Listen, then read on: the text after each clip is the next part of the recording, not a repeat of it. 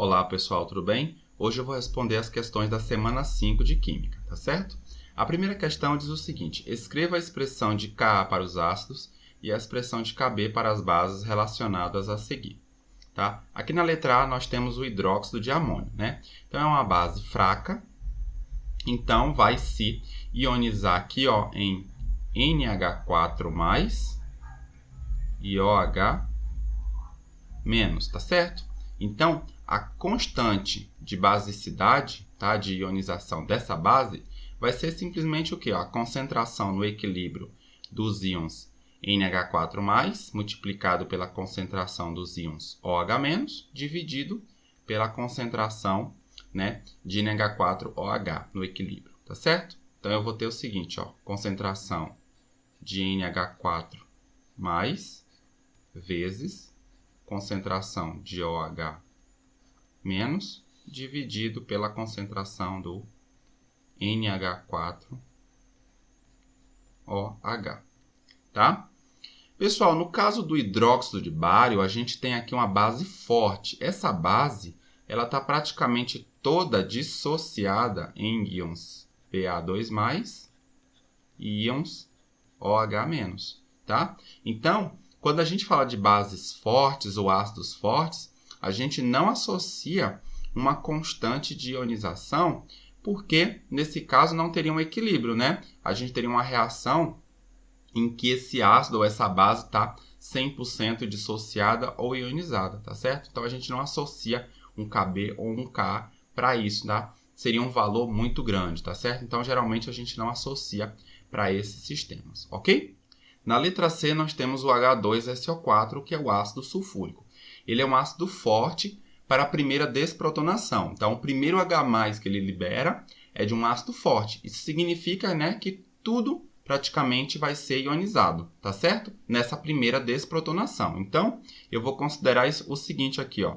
H2SO4 vai ionizar em H+, e HSO4-. Só que esse íon aqui, o hidrogênio sulfato, né, ele não é um ácido forte, tá? Ele é um ácido considerado fraco ou em alguns livros considera como moderado, tá? Então ele pode simplesmente ionizar também. Só que agora eu preciso considerar o equilíbrio, porque ele não é um ácido forte, tá? O HSO4-, tá? O ácido sulfúrico, na primeira desprotonação, ele é um ácido forte. Mas essa segunda não é de ácido forte, ok?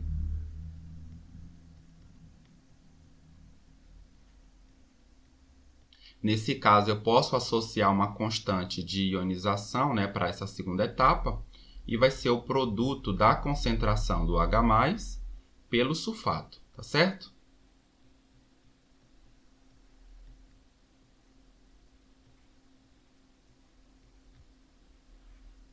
Dividido, né, pela concentração do HSO4-.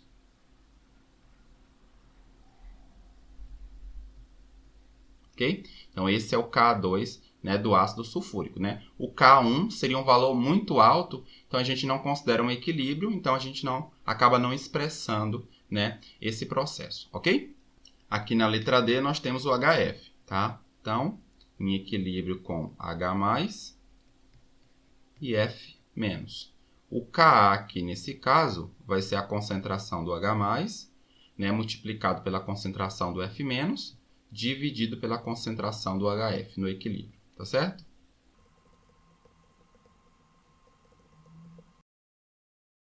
A questão de número 2 diz: após seu desgaste completo, os pneus podem ser queimados para a geração de energia.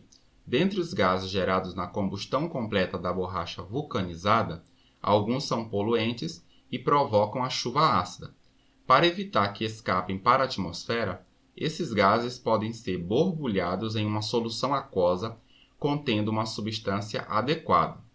Dentre as substâncias listadas no quadro, aquela capaz de remover com maior eficiência os gases poluentes é o ou a? Pessoal, percebam o seguinte, a gente está falando aqui ó, de gases poluentes que provocam a chuva ácida. Então, para a gente neutralizar esses gases, a gente precisa de uma base, tá certo? Então, a gente precisa procurar aqui no quadro, né, uma substância que tenha comportamento básico em água, ok? Então, olha só, o fenol aqui, ó, ele está produzindo o H3O+. Então, isso aqui é ácido. Então, a gente não pode considerar o fenol, tá certo? O fenol tem comportamento ácido em água. A piridina aqui, ó, está liberando OH-. Então, OH- é uma base, ok? Então, a piridina tem comportamento básico, então é uma possibilidade.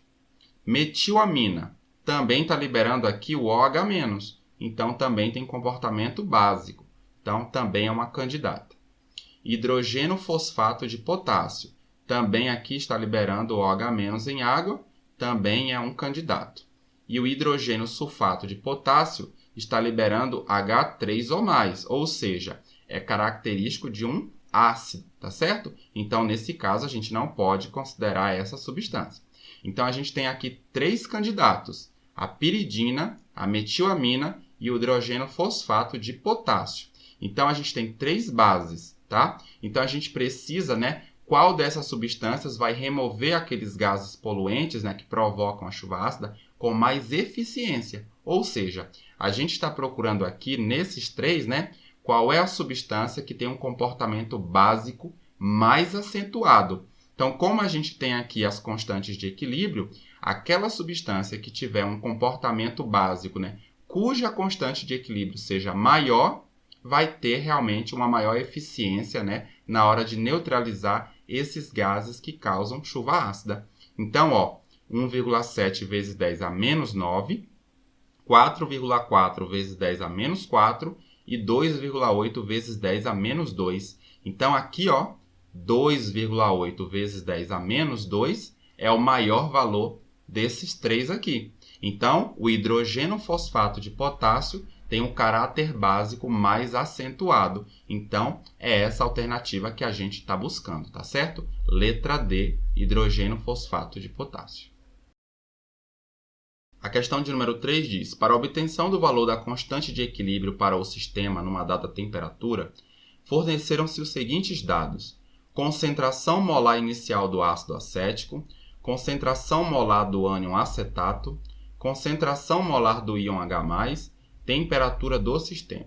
O levantamento do valor da constante de equilíbrio requer apenas os dados fornecidos por.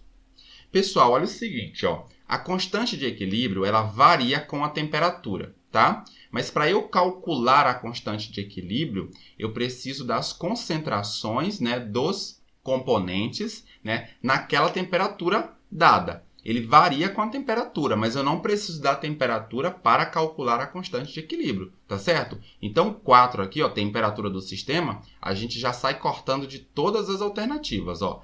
Letra A tem 4, letra D tem 4, letra C tem 4, letra E tem 4. Só sobrou a letra B, que é a alternativa correta, tá?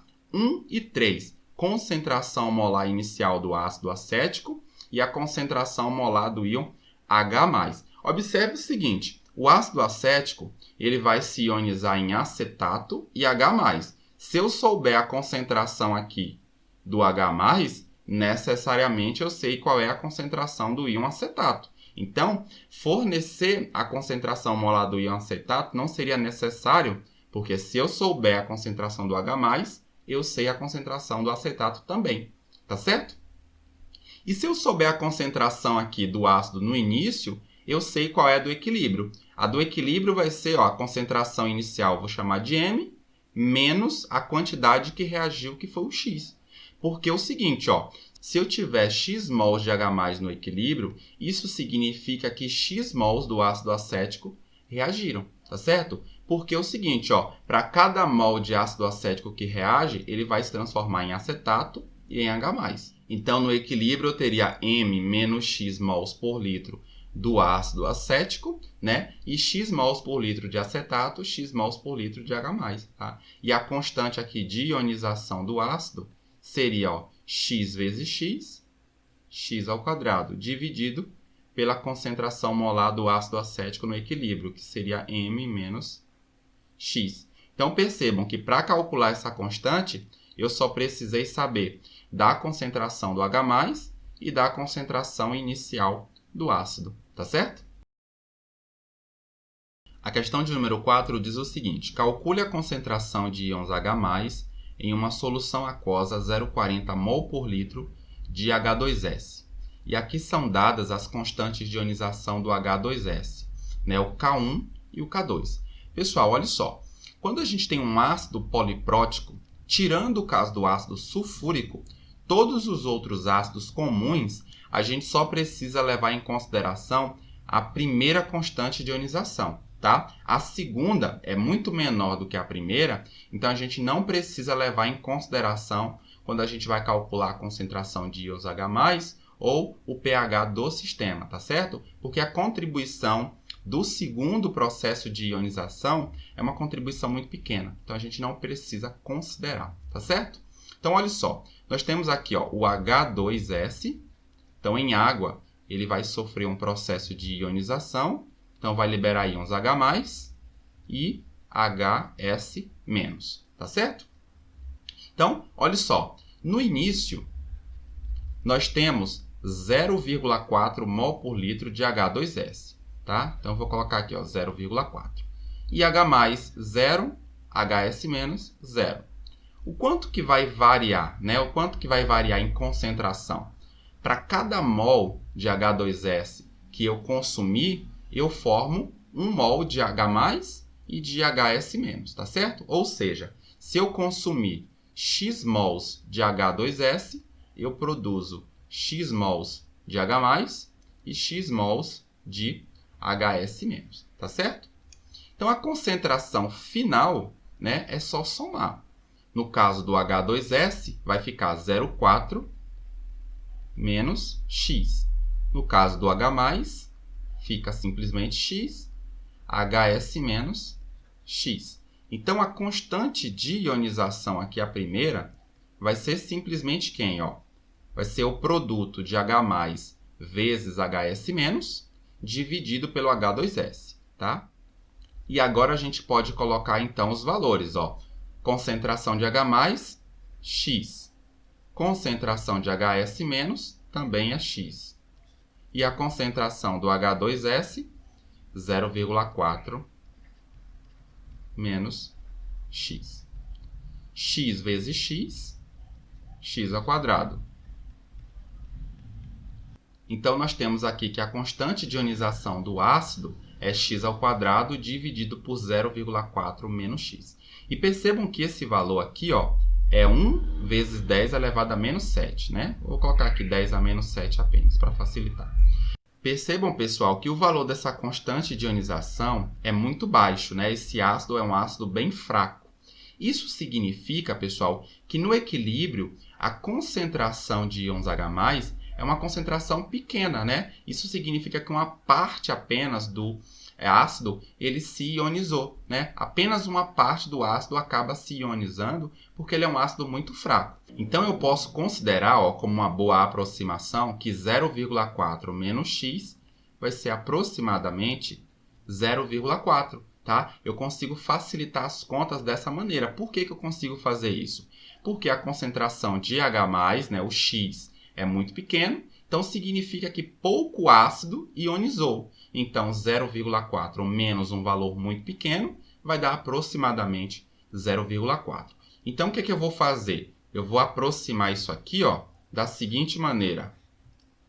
X ao quadrado dividido por 0,4 vai ser aproximadamente 10 a menos 7. Tá certo? Então, onde tinha 0,4 menos x, eu aproximei por 0,4. Tá certo? Então, agora a gente vai multiplicar aqui cruzado. Tá certo? Então, a gente multiplicando cruzado, a gente tem ó, x ao quadrado é igual a 0,4 vezes 10 a menos 7. Tá certo? Então, fazendo aqui a conta, 0,4 é a mesma coisa que 4 vezes 10 a menos 1, vezes o 10 a menos 7. Então, isso fica ó, 4 vezes 10 a menos 8. Aqui eu tenho uma multiplicação de potências de mesma base, a gente conserva a base, né, e soma os expoentes. Né? Então, aqui eu conservei o 10 e menos 1 menos 7 deu menos 8. Tá? Então, eu tenho simplesmente, pessoal, aqui ó, que x ao quadrado é igual a 4 vezes 10 elevado a menos 8. Então, isso implica que x é a raiz quadrada de 4 vezes 10 a menos 8. Tá certo? Então, tirando aqui a raiz, ó, raiz de 4, 2. Raiz de 10 a menos 8, 10 a menos 4. Então, a concentração, tá, do H+, no equilíbrio, vai ser aproximadamente 2 vezes 10 elevado a menos 4 mol por litro. Tá certo, pessoal? Então, percebam que esse valor realmente é muito pequeno em comparação com 0,4.